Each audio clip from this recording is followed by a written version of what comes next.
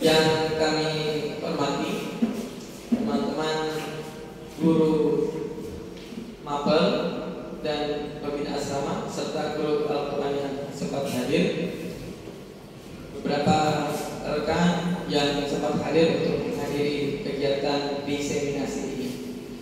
Assalamualaikum warahmatullahi wabarakatuh. Waalaikumsalam. Alhamdulillah rabbil alamin. Segala puji bagi Allah, Zat sekalian alam yang memberikan kita kesempatan untuk hadir di ruangan yang sederhana ini dalam rangka menyimak atau mengikuti kegiatan diseminasi modul 14 calon guru penggerak angkatan 9 terkait dengan materi budaya positif. Salawat dan salam tak lupa kita kirimkan kepada junjungan kita Rasulullah sallallahu alaihi wasallam. Allahumma shalli ala Muhammad wa ala ali Muhammad. Semoga kegiatan kita hari ini senantiasa diridhoi dan diberkati oleh Allah Subhanahu wa taala dan berjalan dengan lancar serta membawa dampak yang bermanfaat untuk kita semua. Baik, teman-teman, kita langsung saja melihat pada slide di atas. Jadi kegiatan kita hari ini terkait dengan pengimbangan ya. Beberapa materi memang menuntut kita untuk melakukan aksi nyata terkait dengan materi yang telah diterima sehingga betul-betul diimplementasikan di tempat di mana kita bekerja, dalam hal ini di sekolah. Nah, pada kesempatan kali ini pembahasannya menurut saya cukup menarik karena kita akan mengkaji terkait dengan budaya positif dan insya Allah akan ada banyak hal baru yang bisa kita dapatkan terkait dengan kajian materi ini, khususnya dalam rangka kegiatan kita sehari-hari di kelas dan di sekolah. Baik, jadi perkenalkan saya sebagai calon guru penggerak angkatan 9 Muhammad Nurwalis SPDGR. Dalam hal ini akan membawakan materi ini. Sebelumnya mungkin kita perlu mengetahui terkait dengan tujuan kita melaksanakan kegiatan ini. Jadi dalam kegiatan ini yang dibahas adalah modul budaya positif, yakni tentang upaya-upaya kita sebagai guru untuk membentuk disiplin positif ya terkait dengan anak-anak untuk mengoptimalkan motivasi implisitnya. Karena menurut saya selama ini yang banyak kita jalani, yang banyak kita lakukan adalah rata-rata mengandalkan motivasi ekstrinsik atau motivasi yang datangnya dari luar. Dalam hal ini mungkin guru mapel itu sendiri. Baik, ada beberapa poin yang akan kita bahas di kesempatan kali ini, yakni ada 7. Yang pertama itu tentang perubahan paradigma belajar. Paradigma sendiri itu artinya adalah sudut pandang kita atau bagaimana cara kita. Ya, jadi sebentar kita akan melihat bagaimana perubahan dari satu titik yang kita pahami ke titik lain yang ternyata sebenarnya sudah kita lakukan tetapi belum terorganisir dan belum dilaksanakan dengan baik. Lalu yang kedua kita akan membahas terkait dengan apa itu disiplin positif. Apa itu disiplin positif? Lalu dan yang ketiga kita akan mengkaji terkait dengan apa saja motivasi perilaku manusia. Yang keempat adalah tentang kebutuhan dasar manusia yang harus dipenuhi. Yang kelima nanti bagaimana kita belajar untuk memposisikan diri kita sebagai pengontrol dalam sebuah upaya yang dinamakan restitusi. Sebuah upaya yang dinamakan dengan restitusi.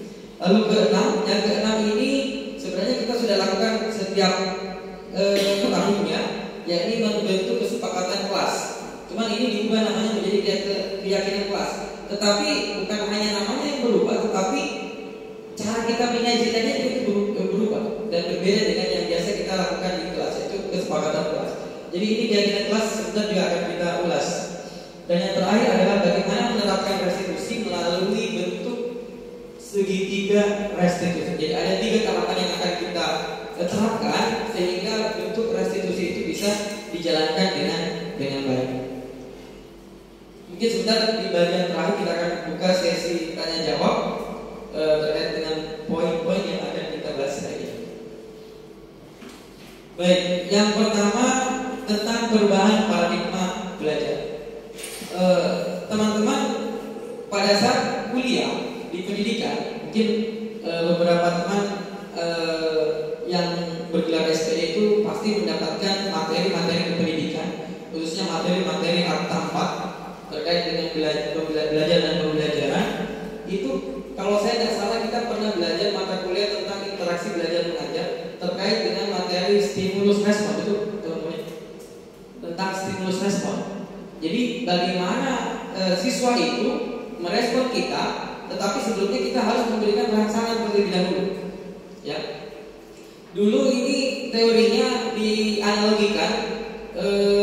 Waktu itu salah satu tokoh barat menganalogikan teori ini dengan menggunakan piring, makanan, sendok, dan anjing, seekor anjing. Jadi anjing yang ada agak jauh itu dipanggil dengan menggunakan piring itu, dipukul. Lalu pada saat dia datang, dia melihat ada makanan. Nah, dia akan makan. Kemudian besoknya lagi dipanggil lagi dengan menggunakan metode yang sama, dia akan datang lalu makan. Yang ketiga kalinya tanpa makanan kita pukul piring itu, dia tetap akan datang tanpa makanan. Begitu juga mungkin di kelas. Kalau anak-anak mendengar bunyi bel, otomatis pasti keluar. Nah, itu yang terbentuk. Ya. Padahal itu sebenarnya bukan terkait dengan kesadaran, tetapi terkait dengan naluri. Bahwa sebentar kalau bunyi belnya 3 kali, artinya pergi istirahat pertama. Kalau belnya 4 kali, berarti koinullah. Itu naluri, teman-teman, bukan kesadaran. Ya, sama dengan binatang tadi.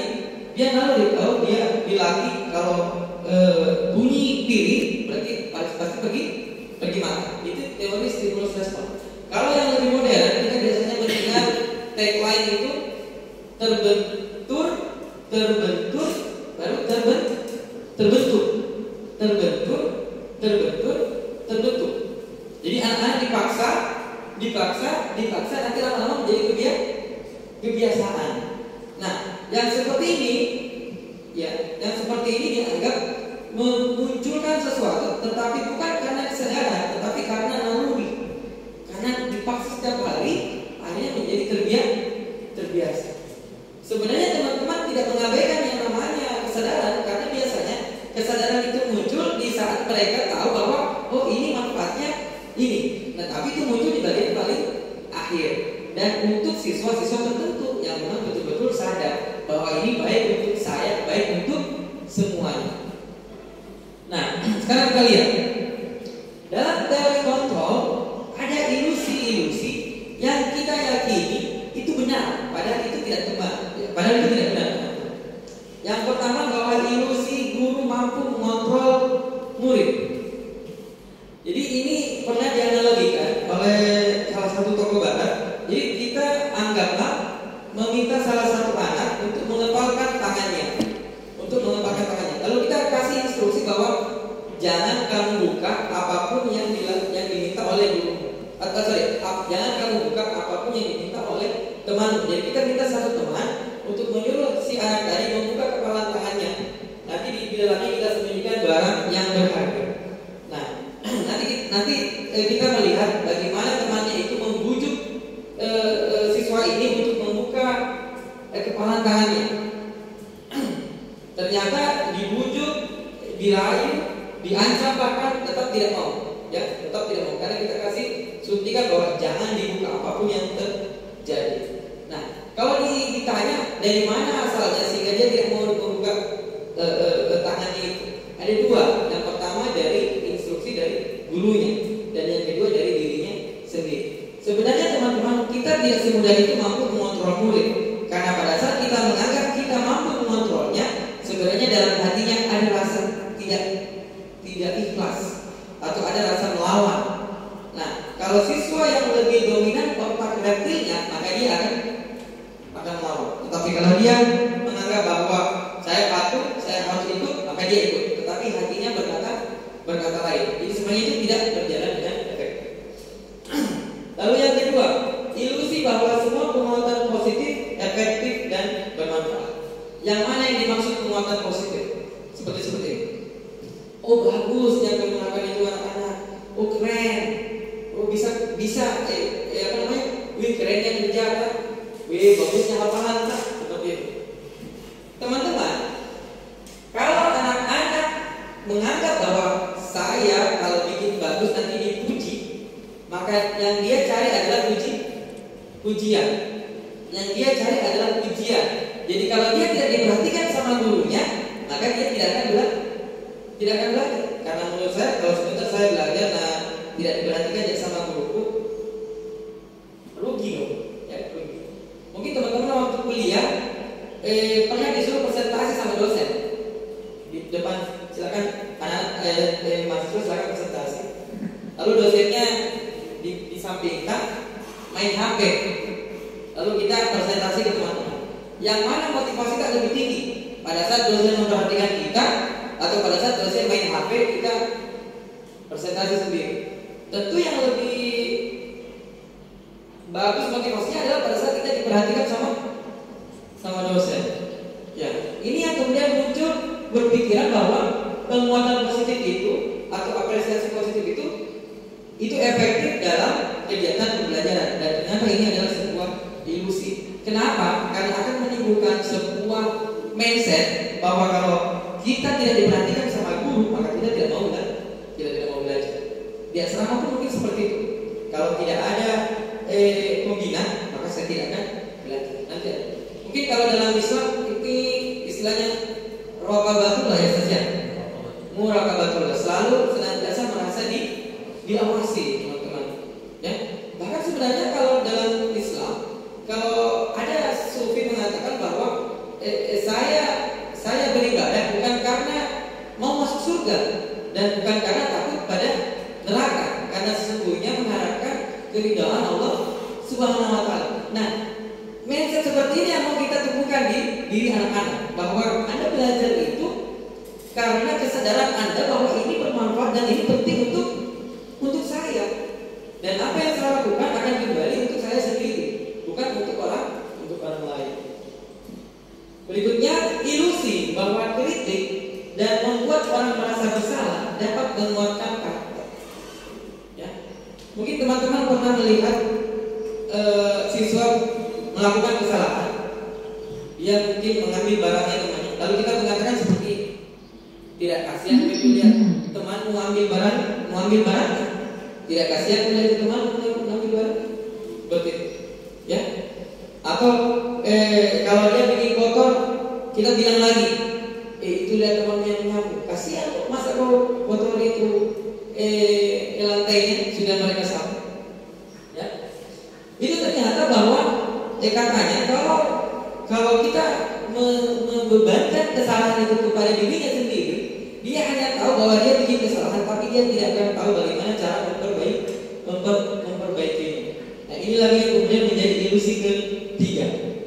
Dan yang keempat adalah ilusi bahwa orang dewasa memiliki hak untuk memaksa. Ini adalah salah satu bibit-bibit senioritas, teman-teman. Kenapa saya datang seperti itu? Kita menganggap bahwa oke, hari ini saya diperintah. Tapi tunggu nanti kalau saya nanti di posisi itu, saya akan memerintah. Itu teman-teman. Jadi yang ada dalam mindsetnya itu bahwa saya melakukan ini karena kamu senior daripada saya. Mungkin di antara teman-teman guru, wah ini seenaknya saja memerintah kita. Oh iya, karena kau pimpinan. Nah, tunggu nanti kalau saya di posisi, saya juga akan memerintah.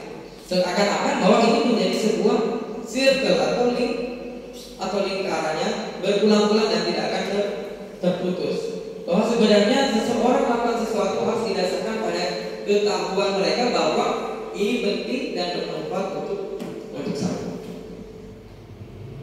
Nah, ini teman-teman.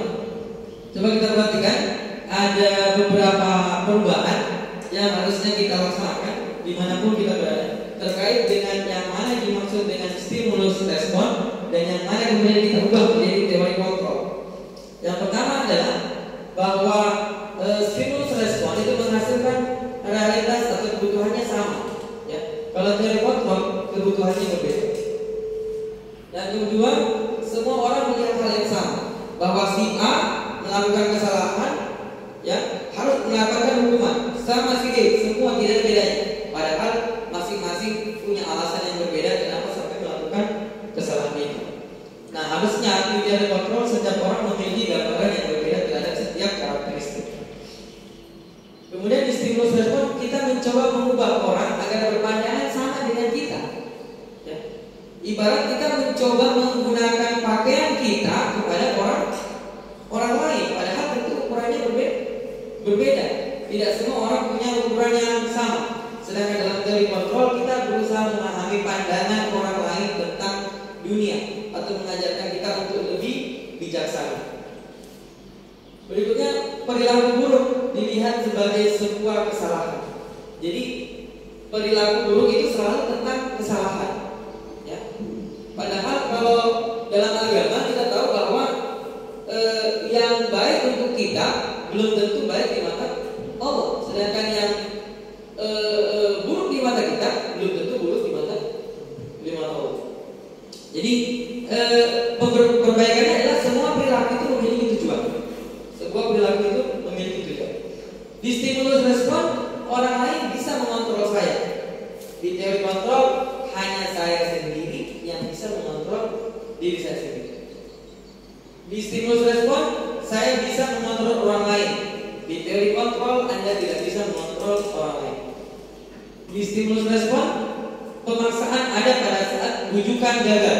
Jadi pada saat Anda dikasih tahu tidak mau, maka akan dilaksanakan tindakan hukuman lebih represif. Jadi sifatnya lebih memaksa. Kalau di teori kontrol, kolaborasi dan konsensus menciptakan pilihan-pilihan baru. Artinya solusi itu tidak hanya dari yang berkuasa, tetapi juga dari yang dikuasai. Ya. Stimulus respon terkait dengan menang atau kalah. Sedangkan di teori kontrol bahwa semuanya mendapatkan keuntungan yang sama atau win-win solution.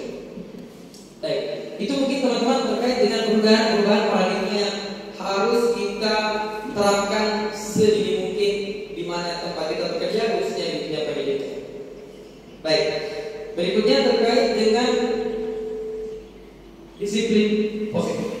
Mungkin kalau teman-teman mendengar terkait dengan kata disiplin, artinya selalu melakukan sesuai dengan aturan yang ditetapkan. Selalu melakukan sesuai dengan aturan yang ditetapkan. Namun menurut Ki Hajar Dewantara terkait dengan kemerdekaan, bahwa di mana ada kemerdekaan, disitulah harus ada disiplin yang kuat. Sungguhpun disiplin itu bersifat self-disiplin, yaitu kita sendiri yang mewajibkan diri kita sendiri dengan sekeras-kerasnya. Tetapi itu sama saja, sebab jika kita tidak cakap melakukan self-disiplin, maka penguasa yang mendisiplinkan diri kita. Dan peraturan demikian itu harus ada dalam suasana yang merdeka. Jadi di sini katanya disiplin itu harusnya ada di dalam diri kita setelah kita tahu bagaimana aturan itu ditetapkan. Tetapi karena kita tidak mampu mendisiplinkan diri, maka penguasa yang mendisiplinkan kita. Maka muncullah yang namanya hukuman.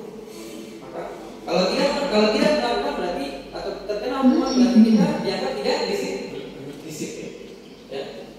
Jadi kita sebenarnya merdeka dalam menentukan apakah kita mau mendisiplinkan diri atau kita mau didisiplinkan oleh orang lain. Nah, dalam disiplin positif maka yang pertama yang harus diterapkan. Nah, ini teman-teman, kita lihat bagaimana definisi disiplin itu sendiri. Jadi kata disiplin sering dihubungkan dengan hukuman. Ya, kalau disiplin pasti ada hukuman. Kalau Anda terlambat berjamaah, berarti nanti berdiri atau setelah sholat berdiri. Pada saat Anda tidur khutbah Jumat, sebentar setelah selesai sholat Jumat, apa hukumannya? Ya, terlambat ke sekolah, apa hukumannya? Padahal itu sungguh berbeda teman-teman. Karena belajar disiplin positif tidak harus dengan memberi hukuman. Justru itu adalah alternatif paling terakhir dan kalau perlu tidak digunakan sama sekali. Saya pernah berpikir waktu 5 tahun berada di sini, saya menganggap bahwa di akhir Atira itu kita tidak boleh menghardik. Tahu menghardik itu? Membentak. Kita tidak boleh membentak. Kita tidak boleh memukul. Nah, ini kebiasaan kita dulu di sekolah yang lama. Bahkan guru-guru dulu kita menerapkan hal yang sama. Kalau kita tidak dipukul ya dibentak. Bahkan mungkin saya dulu salah satu guru yang paling sadis di sekolah negeri karena bermainnya di tulang kering sama di kepala. Ya, pokoknya pada saat diinterogasi yang main itu dipukul dulu baru ditanya. Dipukul dulu baru ditanya. Jadi belum tahu apa masalahnya. Nah, dihajar dulu anak. Gitu. Jadi itu seperti itu, ya. Tapi kita tahu kenapa dia melakukan hal itu, kenapa dia bisa berperilaku seperti itu. Intinya menurut kita bahwa kalau sudah dipukul, sudah dimaki, beres masalah. Ya. Padahal tidak seperti itu, teman-teman. Tapi apa sih? Seakan-akan kita menganggap bahwa bagaimana sih kalau ditanyakan kalau dia dikasih seperti itu, ya. Nah, Atira mendorong kita untuk tidak melakukan hal yang seperti itu, yang bersifat kekerasan, baik verbal maupun fisik. Nah, akhirnya apa yang kita mention kita ya sabar saja. Padahal ada solusinya, yaitu dengan menerapkan disiplin positif. Baik, ini ada Diane Dawson di bukunya Restructuring School Discipline tahun 2001 bilang bahwa disiplin itu dari kata bahasa Latin yaitu disiplina, yang artinya belajar. Disiplin ada katanya yaitu disiplin atau murid atau pengikut. Jadi ternyata disiplin itu akar katanya dari murid atau pengikut, disiplin. Nah, untuk jadi seorang murid atau pengikut, seseorang harus paham kenapa mereka mengikuti kita. Kenapa mereka mengikuti? Kenapa mereka mau mengikuti suatu aliran atau ajaran tertentu? Sehingga motivasi yang terbangun adalah motivasi intrinsik.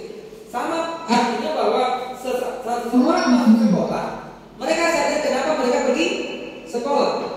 Mereka sadar kenapa mesti ke asrama, kenapa mereka harus boarding. Nah itu mungkin yang tidak terbentuk pada saat anak-anak masuk ke sini. Mungkin pada saat mereka masuk ke sini motivasinya adalah karena dipaksa sama orang tua.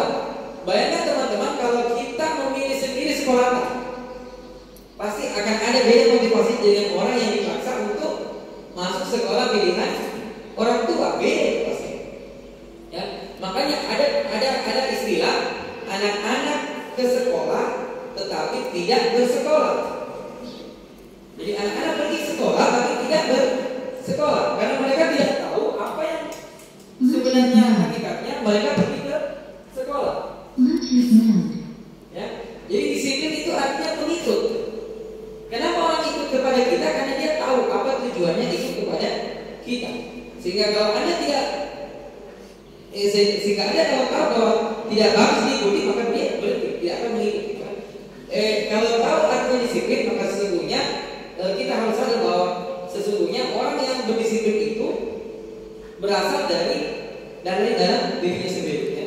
Jadi apapun yang mereka lakukan itu sesungguhnya berasal dari dirinya sendiri. Oke, sekarang kita melihat bagaimana motivasi perilaku manusia. Jadi ini bisa diterapkan pada diri kita sendiri, teman-teman.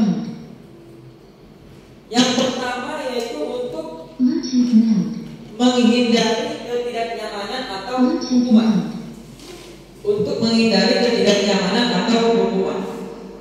Anak-anak kenapa cepat-cepat ke sekolah? Supaya tidak terlambat. Kenapa kalau terlambat nanti dapat hukuman? Teman-teman mungkin kalau di karyawan kenapa tidak pakai? Kenapa harus pakai ikat? Karena kalau tidak pakai ikat nanti di SP. Kenapa pakai baju yang ini seragam? Coba kenapa tidak pakai batik saja? Ya karena aturannya begitu. Kenapa kalau melanggar? Karena akan di SP. Selalu tentang hukuman. Ya, mindsetnya selalu tentang hukuman. Lalu untuk mendapatkan imbalan atau penghargaan dari orang lain, kenapa mesti 100% jalan kalah? Ya loh, kan ada hadiahnya yang kita pasti ada hadiahnya tuh, guru the best teacher. Oh iya. Ya, Kenapa sih mau ber-IP? Dua. Kalau tidak selesai di apa?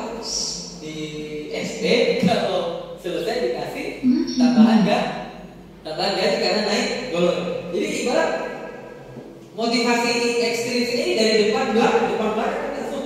Jadi ada hukuman, ada penghargaan. Kita tidak sadar bahwa mungkin AIP itu bertujuan untuk upaya untuk mengembangkan keprofesionalitasan kita. Mungkin jarang yang sampai berpikir ekstrim ya seradikal itu ya, bahwa tidak perlu diarahkan untuk sholat berjamaah. Karena saya sadar bahwa itu perintah Allah dan itu adalah kewajiban saya sebagai muslim. Tidak perlu saya diambil ini nggak sholat berjamaah ini. Kemudian yang terakhir, untuk menjadi orang yang mereka inginkan dan menghargai diri sendiri dengan nilai-nilai yang mereka percaya. Jadi bayangkan aturan menetapkan Bapak Ibu harus pakai seragam abu-abu dan hitam. Kita meyakini bahwa dengan menggunakan seragam itu terjadi kesetaraan. Bahwa kalau Bu Ira kebetulan lagi gajian, dia punya lebih banyak uang, dia pakai baju batik yang ada mukilap-mukilapnya. Kita kebetulan gaji pas-pasan, ya pakai baju yang sederhana. Akhirnya dalam penampilannya setiap hari itu ada perbedaan kan teman-teman? Tidak setara. Ada nggak yang berpikir sampai di situ bahwa kalau tidak dikasih pakai seragam, kelihatan perbedaan yang mencolok antara satu orang dengan orang yang lain. Oh berarti kalau kita harus pakai seragam. Bukan karena nanti dikasih SP, karena kita melanggar. Ya. Lalu menghargai diri sendiri dengan nilai-nilai yang kita percaya. Ya, kita tahu bahwa datang di sekolah jam 7.15 itu artinya bahwa kita tahu bahwa kita ini orang yang disiplin waktu, dan kita tahu bahwa anak-anak saja harus tepat waktu. Masa kita dulu tidak tepat waktu? Itu adalah salah satu contoh upaya untuk menghargai diri sendiri. Apa yang mereka contoh dari kita kalau bukan keteladanan kita? Mungkin nggak kita menunjukkan itu? Apakah bisa kita menunjukkan mindset itu? Ya, bahwa saya datang tepat waktu 7.15 karena saya menghargai diri saya sendiri supaya saya bisa menjadi teladan untuk orang lain. Nah, ini adalah 3 kebutuhan manusia. Nah, kalau kita melihat yang mana saja kebutuhan dasar manusia. Ya, baik teman-teman, kita lihat kebutuhan dasar manusia itu ada 5. Silakan diperhatikan. Yang pertama adalah kebutuhan bertahan hidup. Apa saja itu? Uang, gaji, ya, sandang, pangan, papan. Anak-anak pun seperti itu. Mereka punya kebutuhan bertahan hidup. Berapa uang sakunya di sini? Bagaimana kita mencukupi kebutuhan hariannya? Yang kedua, kasih sayang dan rasa diterima. Semua siswa membutuhkan itu. Jadi biasanya agak bingung juga ya. Bagaimana itu polis kalau masa semuanya mau diperhatikan di situasi yang sama? Ya mungkin tidak semuanya langsung tapi bisa melihat kondisi yang mana yang kemudian menunjukkan kebutuhan yang paling tinggi. Anggaplah yang mengajar Fadil Ridho. Nah, Fadil Ridho ini secara psikologi mungkin dia yang paling butuh kasih sayang di antara teman-teman yang lain. Kenapa? Karena pada saat di rumahnya sendiri dia dapat yang berlebih.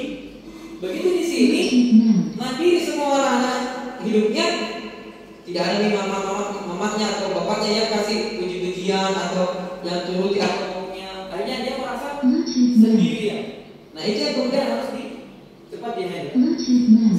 3, kebutuhan akan penguasaan, pengakuan atas kemampuan. Ini terkait dengan apresiasi. Jadi anak-anak itu butuh dipuji, butuh dikasih penghargaan, ya. Dan kapan ada yang bilang, tugas, Pak ada tugas Pak, diperiksa, ya periksa. Pasti bertanya, Pak ada dikasih nilai? Jangan situ nih latihan Ji, pasti kayak ada kayak rasa kecewaan sedikit. Kalau sudah dikasih jalan, Pak tidak dikasih masuk di rapat nanti. Nah itu ada kita seperti karena mereka mau diakui bahwa hasil kerja saya ini dapat penghargaan baru.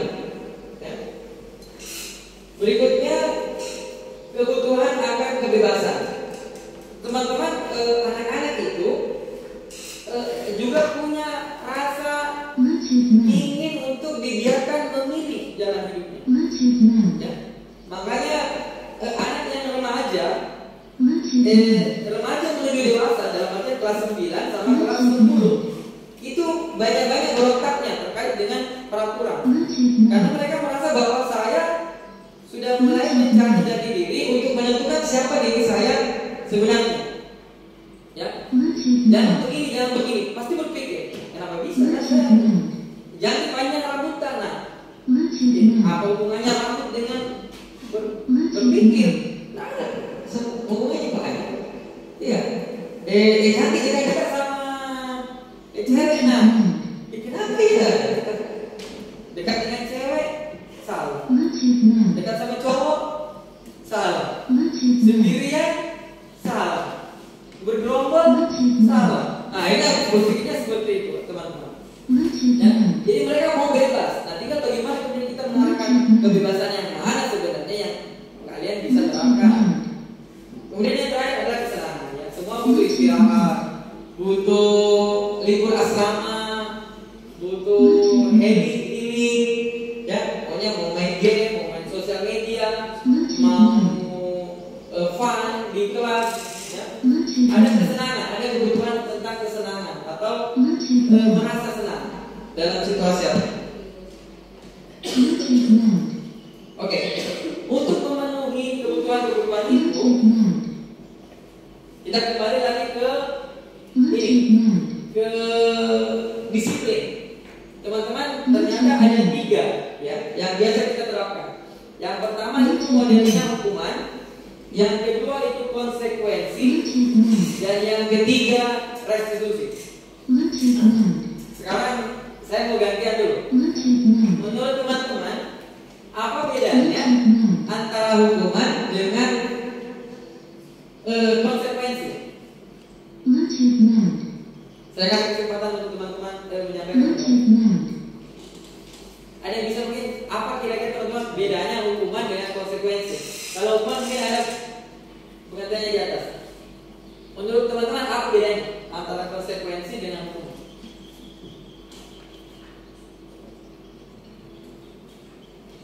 Silakan, ada yang punya pendapat terkait dengan konsekuensi dan hukuman? Ada perbedaannya bersama? Kalau hukuman itu tidak ada relevansinya dengan pelanggarannya. Ya, pokoknya seperti ini. Dia tidak membawa buku ya pelajaran, maka disuruh berdiri di depan. Itu kan misalnya bentuk hukuman. Tidak ada keterkaitan ya antara pelanggarannya dengan hukuman yang diberikan. Nah, itu hukuman. Kalau konsekuensi itu sudah ditetapkan dari awal ya, kayak tata tertib gitu. Kalau isinya terlambat, isinya sudah disepakati ya, isinya sudah disepakati apa yang akan diterima ketika melanggar, itu konsekuensi. Kalau restitusi ya itu istilahnya datangnya, istilahnya solusinya dari siswa. Itu mungkin sedikit perbedaannya. Terima kasih Ustaz Supriyadi. Jadi betul sekali yang disampaikan bahwa ternyata ada perbedaan antara hukuman, konsekuensi dengan restitusi. Tapi mungkin yang familiar dengan kita kan hukuman dan konsekuensi. Kalau hukuman itu memang betul tadi, dia tidak direncanakan, teman-teman. Langsung spontan. Mana buku tak? Tidak ada. Berdiri bisa di. Itu tidak ada perencanaan sebelumnya bahwa saya akan kasih hukuman itu. Kalau konsekuensi, dia sudah sepakat bahwa anak-anak kalau sebentar ada yang ketiduran, kursinya disita. Sepakat. Akhirnya ada yang tidur di dibangunkan. Nah, bisa pinjam kursinya, bisa. Kursinya diambil, anaknya berdiri. Dia tahu bahwa itu konsekuensi, bahwa saya sudah melakukan dan saya harus menjalankan hukumannya. Ya, tetapi dia ibaratnya diistilahkan dengan konsekuensi. Kalau restitusi, maka dia lebih mengoptimalkan unsur kesadaran dalam dirinya, bahwa menciptakan kondisi di dalam diri murid bahwa mereka sendiri yang memunculkan solusi atas apa atau masalah yang mereka lakukan. Pernah satu kali ada praktik bully, kasus bully, teman-teman, di sekolah. Itu hari Fauzan Anda Raihan Fahri. Raihan Fahri ini suka memanggil Bu Dava Bian. Dava Bian itu teman-teman yang di SMA kelas 10. Dava Bian. Bian ini ternyata singkatan dari Bobi dan Dian. Kalau saya tidak salah, namanya bapaknya sama Muhammad. Karena ketahuan singkatannya orang tuanya, jadilah ini objek dieksploitasi. Setiap muncul Dava dipanggil sama Raihan. Bobi. Baru bentar mereka ketawa lagi. Apa Bobian itu Bobi dan Dian. Bobi dan Dian. Nah, waktu itu saya belum kenal restitusi, belum. Saya belum kenal restitusi. Pada saat saya tangani di BK sama dia ini, saya tanya begini. Kalau kau dipanggil dengan namanya Pak Mursi, mau enggak? Tidak, Pak. Dia tidak mau kan? Ini posisinya memberi rasa bersalah ini. Ya. Mau kalau kamu dipanggil dengan nama Mursi? Tidak mau, Pak. Bagus. Jadi bagaimana dong? Baiknya, ya tidak. Tapi kan kamu melanggar. Bagaimana kira-kira hukumannya, Pak? Kalau dia mau minta maaf, saya minta maaf. Oh, boleh. Tapi kan berhenti sampai di sini pasti diulang lagi kan? Nah, akhirnya saya berpikir sama dia. Dan usul begini, bagaimana kalau aku minta maaf sama orang tuanya? Ya apa hubungannya, Pak? Kan ceritanya bapaknya yang kolot-kolot tuh, bukan anaknya. Hanya berpikir bakal dia untuk melakukan yang lagi. Nah, ancamannya waktu itu adalah kalau kau melakukan lagi, maka bukan minta maaf ke Dava, tapi minta maaf ke orang tuanya, karena yang diolok-olok adalah orang tua. Ya. Itu mungkin belum masuk ke restitusi, tapi lebih besar. Kenapa? Karena mereka sadar bahwa sesuatu yang merugikan orang lain sebenarnya bisa juga merugikan sama dengan diri saya sendiri. Ya. Tetapi waktu itu belum pada tahap mereka yang mengusulkan hukumannya. Belum pada tahap mereka yang mengusulkan hukumannya. Jadi nanti akan ada tahapan-tahapan restitusi, teman-teman. Ya. Jadi restitusi ini proses kolaborasi. Jadi anak-anak yang memunculkan sendiri solusinya bagaimana supaya mereka mampu membayar atau memperbaiki kesalahannya. Oke. Nah, ini terkait dengan posisinya teman-teman nanti sebagai guru. Di mana teman-teman memposisikan diri? Ada 5 posisi teman-teman di depan siswa. Yang pertama, apakah teman-teman menjadi penghukum? Apakah teman-teman menjadi si pembuat merasa bersalah? Apakah teman-teman menjadi seorang teman atau pemantau? Dan yang paling terakhir, yang paling ideal adalah sebagai manajer. Baik. Kita lihat yang pertama, penghukum. Ini yang paling awam, teman-teman ya. Melanggar hukum, melanggar. Ya, paling awam ini.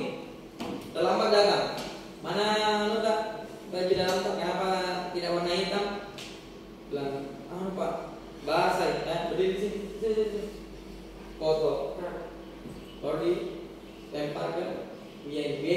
Sebentar di rumahnya saya kasih. Artinya kita. Atau pergi sana kembali. Lari lagi sana. Kan capek ya. Bahkan itu paling lucu itu hukumannya guru saya. Jadi pas upacara bendera itu kalau di sekolah negeri dulu selalu ada orang yang guru yang berdiri di belakang barisan. Jadi kalau upacara ada guru yang di belakang barisan itu yang mengawasi anak-anak disiplin atau tidak di belakang. Nah waktu itu di belakang guru itu adalah tembok tinggi. Jadi kita upacara lapangan di belakang lapangan itu tembok tinggi. Guru pasti biasanya berdiri di situ pada saat upacara. Nah waktu itu ada anak terlambat datang, teman saya, dilemparnya itu tas. Kan di belakang tembok itu gang jalan besar. Jadi dilempar itu tas kena ke guru yang mengawasi itu upacara itu. Jadi setelah tasnya jatuh kena punggungnya, jadi dia tungguin itu yang anak-anak sebentar. Ternyata setelah tasnya jatuh orangnya lagi nyanyi, baru turun. Jadi begitu dia lompat, pas di depannya guru yang pengawas upacara itu. Tapi menarik hukumannya. Jadi terlambat. Iya Pak. Di dalam lompat dari ini sini tas itu. Dan tasnya terus dilempar. Ambil, bawa ke sini. Jadi namanya lagi ke teman, lompat ambil tasnya, dibawa lagi, lompat lagi, terus diambil lagi tasnya, lempar, ambil, bawa ke sini. Begitu orangnya 5 kali. Jadi lompat itu pagar terus sampai 5 kali. Ya. Itu posisi pembunuh teman-teman ya. Lalu yang berikutnya ada posisi si pembuat merasa bersama. Kalau ini seperti tadi, ya. Jadi kita ceramai, tapi menekankan beban mental itu ke siswa. Ya, coba juga bikin tahi itu nggak? Benar itu coba bayangkan kalau kita yang itu kayak tahu memindahkan beban mental itu ke si siswa. Bahwa kau itu seperti itu tidak boleh lah. Coba kalau kau seperti itu. Ya. Yang berikutnya sebagai teman. Ini tipe-tipe guru yang gaul. Ya. Jadi dia tipe-tipe guru yang gaul. Jadi posisi pada saat anak melakukan kesalahan, dia selalu memposisikan dirinya selalu sebagai temannya. Apa yang dia bilang? Biasa gitu, tidak di sini. Nah, itu ya, jadi teman-teman. Jadi mereka selalu memposisikan diri sebagai teman, tidak memberi sekat atau jarak. Ini juga ada kekurangan-kekurangannya. Karena biasanya karena terlalu dekat, ya, sehingga batas respect antara guru dan siswa itu hilang, sehingga adabnya mulai berkurang. Ini kekurangannya juga. Ada rasa segan itu hilang. Pemantau, kenapa tidak mencukur rambutmu? Bilang tidak ada Pak, tidak ada tukang cukur. Coba, besok saya tunggu di sini lagi. Kalau tidak dicukur awas. Itu pemantau, ya, itu pemantau. Mana tugasmu? Tidak dikit, belum Pak. Keluar dulu, selesai. Kalau selesai baru masuk. Atau besok harus selesai. Jadi saya tunggu besok, bawa sini tugas kembali. Itu pemantau teman-teman. Dia mengontrol dari jauh dulu. Dan yang terakhir adalah manajer. Nah, kalau manajer ini Anda melakukan atau menerapkan yang namanya model restitusi. Nanti ada tahapan-tahapan. Sebelum Anda memposisikan diri sebagai manajer, ada yang namanya keyakinan kelas. Keyakinan kelas ini kalau kita tahu secara umum itu namanya kesepakatan kelas. Pernah mungkin saya ajarkan waktu manajemen kelas Al-Quran. Sebelum kita melakukan pembelajaran, kita perlu melakukan kesepakatan kelas. Tetapi kesepakatan kelas ini masih secara umum karena dia tidak membedakan antara sesuatu yang positif dengan yang negatif. Contoh, dilarang makan atau tidak boleh ribut. Itu kesepakatan kelas. Kalau keyakinan kelas semuanya harus ditampilkan dalam kalimat-kalimat yang positif. Dalam kalimat-kalimat yang. Kenapa kalimat positif? Karena kalau kamu menganggap ini baik, maka kamu yakini ini baik, maka kamu akan lakukan itu dan kamu tidak akan melanggar. Itu sebenarnya disebut dengan keyakinan. Nah, apa itu keyakinan? Nilai-nilai keselamatan atau kesehatan, nilai-nilai kebijakan yang disepakati secara tersirat dan tersurat, boleh ada aturannya, boleh tidak ada aturannya, yang tertulis lepas dari latar belakang suku, negara, bahasa maupun agama. Jadi tidak peduli. yang artinya ini baik untuk kalian, disebut dengan keyakinan. Lalu bagaimana bentuk keyakinan kelas? Yang pertama, dia bersifat lebih abstrak. Abstrak itu yang mana teman? Abstrak itu dia absurd, dia tidak fisik, dia tidak kelihatan, dia berbasis perasaan saja. Disebut dengan abstrak. Daripada peraturan yang lebih rinci yang konkret, ada namanya tatib, asrama dan sekolah. Itu namanya peraturan. Kalau keyakinan, dia sifatnya lebih kepada apa yang dirasakan baik atau tidak. Kalau aturan tidak, ketat, normatif, harus dilaksanakan, wajib. Keyakinan pernyataan-pernyataan yang umum, ya. Jadi menghargai sesama, disiplin waktu, kemudian mengapresiasi. Ketiga, pernyataan kelas dibuat dalam bentuk positif. Keempat, keyakinan tidak terlalu banyak, mudah diingat dan dipahami oleh semua warga kelas. 5, keyakinan kelas dapat diterapkan di lingkungan. Jadi kayak jujur, integritas, kemudian saling menghargai, ya, itu sifatnya lebih umum. Coba teman-teman, ya, kita lihat. Ini salah satu aturan. Kira-kira kalau diubah menjadi keyakinan kelas atau kalimat positif seperti apa? Yang pertama, kembalikan barang ke tempatnya. Redaksi kalimatnya seperti apa? Kalau kembalikan barang ke tempatnya, itu diubah menjadi sesuatu yang positif. Kira-kira ada yang tahu? Kembalikan barang ke tempatnya. Bertanggung jawab pada milik bertanggung jawab pada milik pribadi. Bertanggung jawab pada milik pribadi. Kembalikan barang ke tempat. Anak-anak, tumbler, sampah taruh di laci. Buku catatan taruh di laci. Itu tidak bertanggung. Anda bertanggung jawab pada barang milik Anda. Positif. Dilarang mengganggu orang lain. Apa katanya? Saling menghargai. Tulis saling menghargai. Artinya apa? Kalau kita saling menghargai, tidak akan mengganggu orang. Mungkin dua saja. Nanti yang lain. Nah, ini yang disebut dengan segitiga restitusi, teman-teman. Ini yang disebut dengan segitiga restitusi. Bahkan ini sebenarnya cocok sekali kalau dipakai sama kurikulum SDM ini. Ya, ini kalau kurikulum SDM pakai mungkin bagus. Karena kita kan orang dewasa. Nah, ini diterapkan untuk anak-anak. Jadi kita tahu kenapa kita melanggar, sehingga tidak ada saling berbantah pada saat dihadapkan pada suatu pelanggaran. Karena satu kali ada teman didapat rokoknya. Ada teman didapat rokok. Ada pernah. Itu didapat rokok. Bukan didapat rokok, tapi ruangannya itu bawa rokok. Ada pernah dulu teman, ruangannya bawa rokok. Hah? Di sini. Lalu dipanggil. Saya waktu itu kasih kesempatan. Waktu itu Bu Eni kurikulum cuti hamil. Saya temani Pak Basri sebagai kepala sekolah. Pak Basri tanya begini, merokok Ki? Nah, tapi dia tidak menjawab.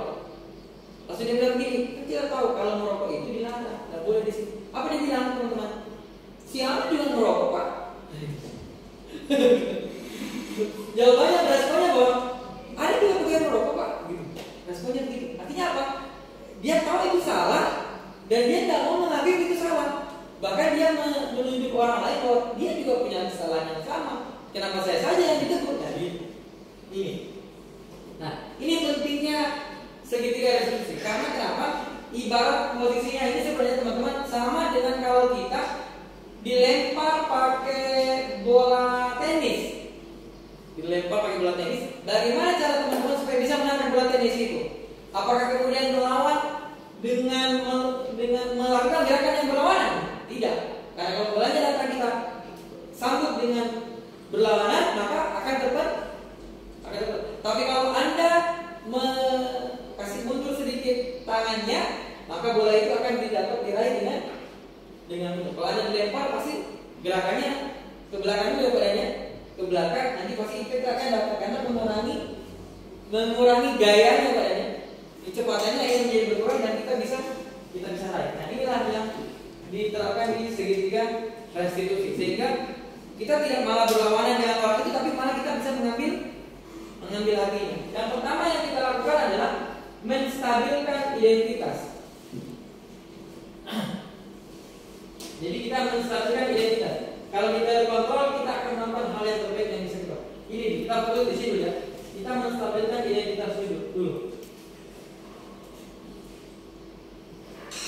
Lalu yang kedua, kita memvalidasi tindakan yang salah. Ya, kita memvalidasi tindakan yang salah. Bahwa semua perilaku itu ada alasannya. Bahwa kita sebenarnya melakukan itu karena untuk memenuhi kebutuhan kita. Setelah itu memvalidasi karena semua perilaku memiliki alasan. Lalu tanyakan keyakinan. Kita semua memiliki motivasi internal untuk memperbaiki kesalahan. Coba kita lihat bagaimana cara menstabilkan identitas. Dan bagaimana menstabilkan identitas? Kau bully temanmu ya? Bayangkan apa yang kita pertemukan? Tidak apa-apa sih itu. Berbuat salah itu tidak apa-apa. Semua orang pasti pernah melakukannya. Apa itu artinya? Kita mundur sedikit. Ya, kita tidak melawan anak itu, tapi mundur sedikit. Seakan-akan kita setuju dengan pendapatnya. Ya. Perhatikan kalimat kayak gitu.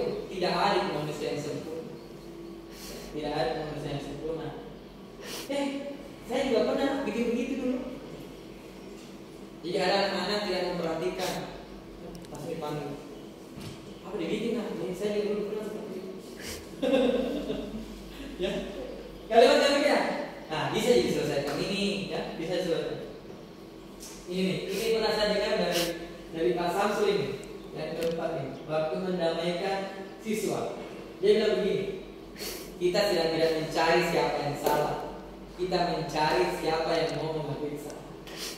Itu kalimat saya dengan. Oh iya, berarti dia. Karena kalau dia bilang, siapa yang pertama kau? Nah, bukan Pak iya, bukan dia. Itu tidak akan menyelesaikan. Terakhir ini kamu berhak merasa begitu ya. Banget, pasti kalau dikasih begitu saja saya juga pasti begitu. Memukul, ya memukul. Kenapa begitu memukul lah? Tapi dia memang sih kalau saya juga dikasih begitu pasti pukulannya itu orang. Gitu. Jadi sekarang kita kayak sependapat dengan apa yang mereka lakukan. Apakah kamu sedang menjadi teman yang baik? Apakah kamu sedang menjadi teman yang baik bagi diri? Atau kita bilang itu pemimpin yang bisa kau lakukan ini yang paling terbaik. Kamu berhak merasa begitu.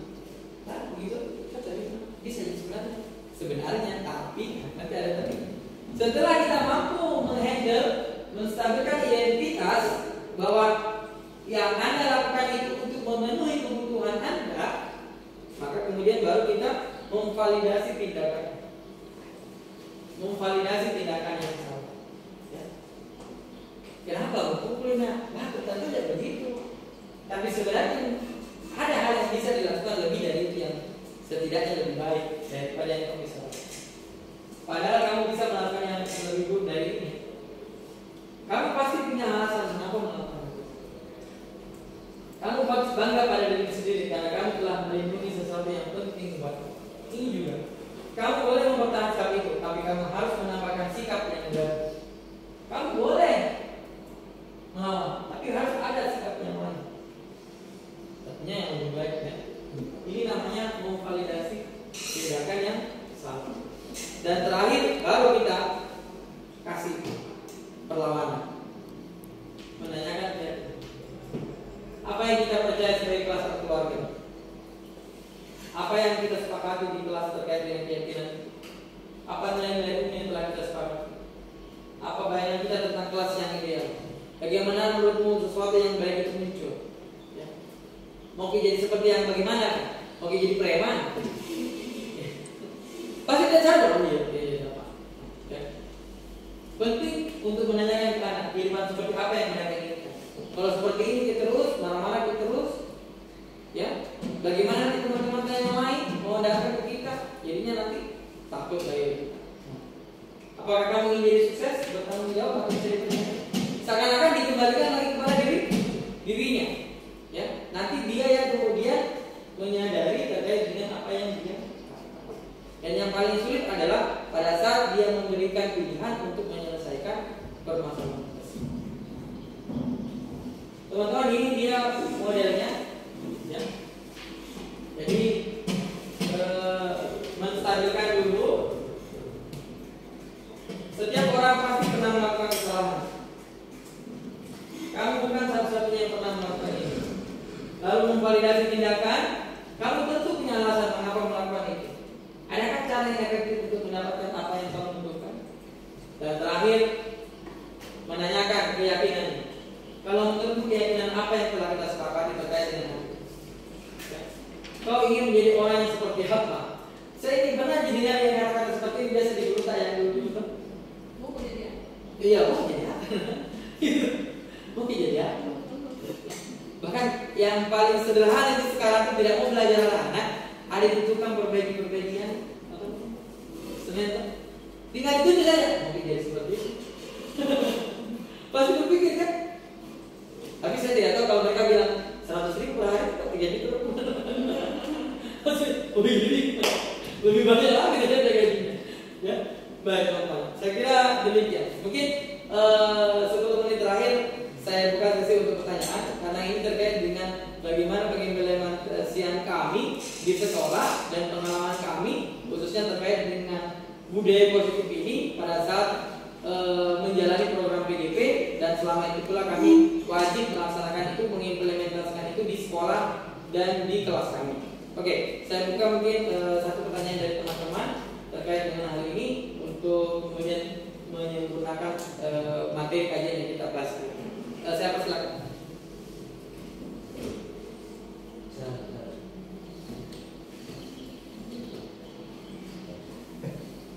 Pakai mic. Slide. Bu bagaimana mungkin?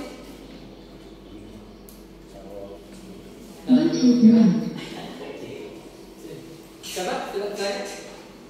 Saya silakan. Sini. Nah, makanya di sekolah tuh pasti soalnya harus sampai baru sebulan. Kalau kayak kemarin. Baik, bismillah. Assalamualaikum warahmatullahi wabarakatuh. Assalamualaikum warahmatullahi wabarakatuh. Alhamdulillah, wassalatu wassalamu ala Rasulillah sallallahu alaihi wasallam. Baik, sebelumnya terima kasih banyak atas kesempatannya dan ilmunya yang diberikan pada hari ini. Alhamdulillah, ini membuka wawasan kita.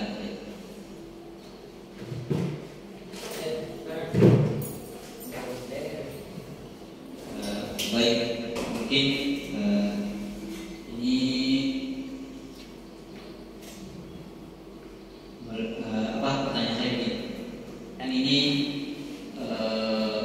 hal ini sesuatu yang mau dibangun untuk mindset kita yang sebelumnya terkait konsekuensi. Kan kita sudah berada sebetulnya di posisi konsekuensi, ya. Dan kita menuju ke eksekusi. Motivasinya kan kita ada di 3 level, ya, level 1, 2. Sedangkan kita ini masih berada di level 1, 2 dan kita mau juga pastinya ke level 3. Tentunya ini tidak berjuang secara sendiri, ya, pribadi. Maksud saya begini, kan ini teorinya kalau dilaksanakan per personal individu, betul, ya, per individu.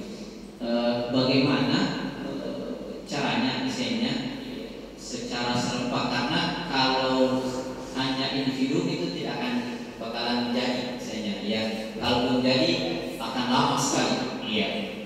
Kemudian akan menimbulkan juga mindset yang berbeda di siswa, ya, tentunya, karena guru ini menerapkan, guru ini tidak menerapkan, dan pasti akan terpotret di siswa.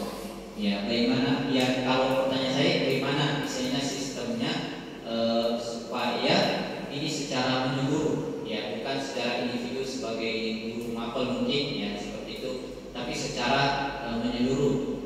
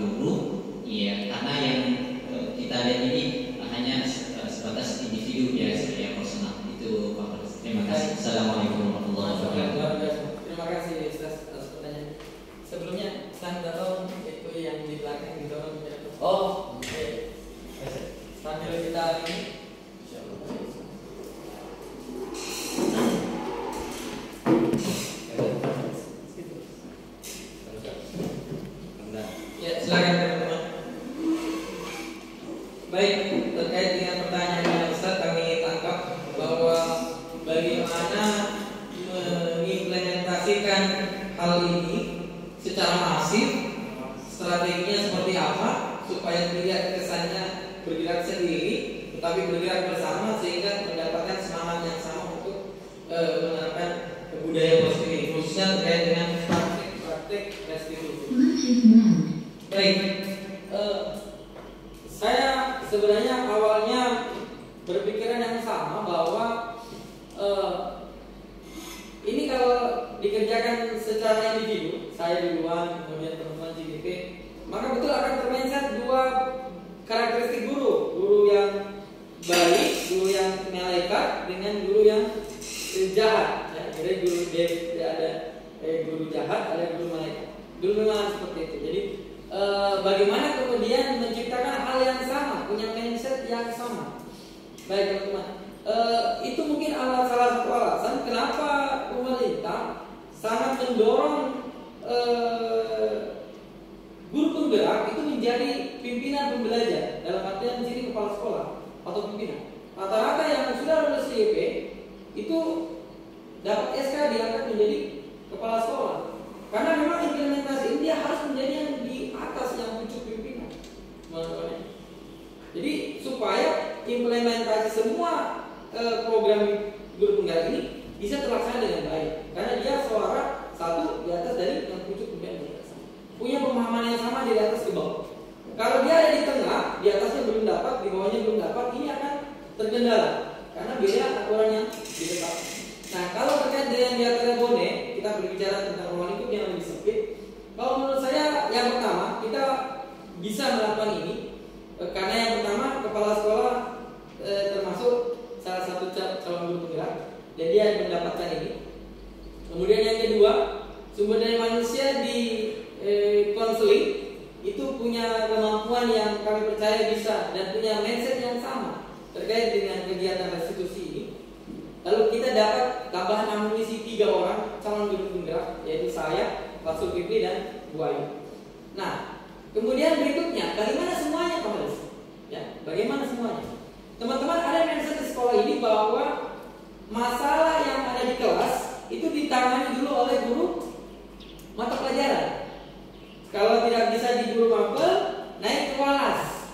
Tidak bisa ke walas, naik ke BK. Tidak bisa ke BK, ke wakasa kesiswaan. Nanti besar terlalu berat, baru masuk ke kepala sekolah. Tahapannya sudah jelas. Artinya apa? Bentuk penerapan restitusi, manajemen restitusi ini, pola kawasannya, pola pengetahuannya harus memang dari guru mapel. Nah, makanya itu saya rasa perlu dilaksanakan workshop. Tidak selalu harus formal, tetapi berbagi praktik baik di grup-grup kelas, di grup kelas. Kemudian pada saat kita melaksanakan PMM itu juga. Nah, kemudian baru kemudian bertahap ke briefing. Briefing mungkin disampaikan kembali penanganan siswa bermasalah di kelas. Ya, susunan kemudian pelaksanaannya, penyelesaian masalah. Lalu kemudian baru masuk ke tahapan workshop seperti ini, ya, untuk menyamakan persepsi, untuk menyamakan. Lalu kemudian didukung dengan aturan kepegawaian. Bahkan kalau aturan kepegawaian dimodel dengan kalimat yang positif, lalu ada bagian yang khusus untuk terkait dengan guru dituntut untuk melakukan itu lebih bagus lagi. Ya, lalu disosialisasikan. Nah, kalau di anak-anak, tentunya kalau semua guru sudah dihandle dengan baik, anak-anak tinggal mendapatkan hasilnya. Lalu bagaimana mengontrolnya bahwa guru-guru sudah melakukan apa yang diperintahkan oleh kepala sekolah? Caranya adalah dengan angket. Angket itulah yang kemudian menjadi senjata terakhir untuk mengontrol kita semua bahwa kita sudah menerapkan pola mindset yang sama tentang penanganan siswa bermasalah di kelas. Apakah kita langsung menerapkan hukuman? Apakah kita kemudian mengandalkan konsekuensi? Atau kemudian kita mau berupaya untuk melakukan restitusi? Nah, itu saya kira kontrol terakhir ada di angket. Karena anak-anak itu adalah salah satu penilai yang paling kritis. Apalagi anketnya tertutup. Tertutup bisa sih? Anketnya tertutup, tidak ada namanya. Ya enak saja mereka bilang, Anda selalu mendapatkan perlakuan intimidasi. Ya, Anda selalu mendapatkan perlakuan intimidasi. Intimidasi itu membeda-bedakan teman-teman. Jadi kita biasanya karena situasinya emosional langsung kau keluar. Itu emosional, tidak emosional. Apakah Anda mendapatkan kekerasan verbal itu diangket bisa diterapkan. Jadi saya kira pola kerja kita di Adira sangat mendukung kita untuk melakukan itu. Tinggal didukung oleh semua kebijakan yang ada, kemudian prinsip semangat bersama untuk melakukan hal yang sama, lalu didukung dengan kegiatan-kegiatan dalam sifatnya sosialisasi di keseharian. Saya kira hal ini bisa dilakukan, kemudian menjadi sesuatu yang mungkin dilakukan bersama. Dan yang terakhir dengan mengontrol melalui angket yang diberikan ke guru karyawan setiap semester. Saya kira itu bisa dilakukan sehingga pelaksanaan model budaya politik ini bisa dilakukan dengan baik. Mungkin begitu, Ustaz. Baik teman-teman,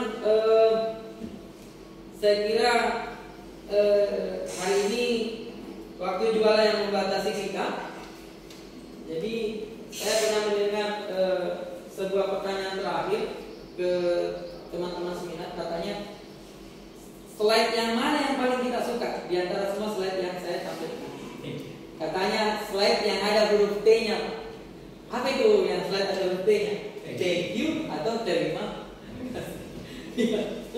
Saya kira demikian teman-teman, terima kasih atas perhatiannya, waktunya.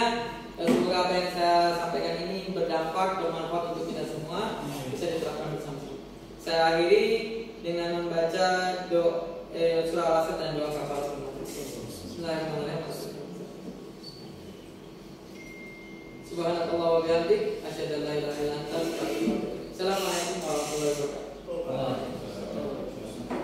wabarakatuh. Baik, silakan.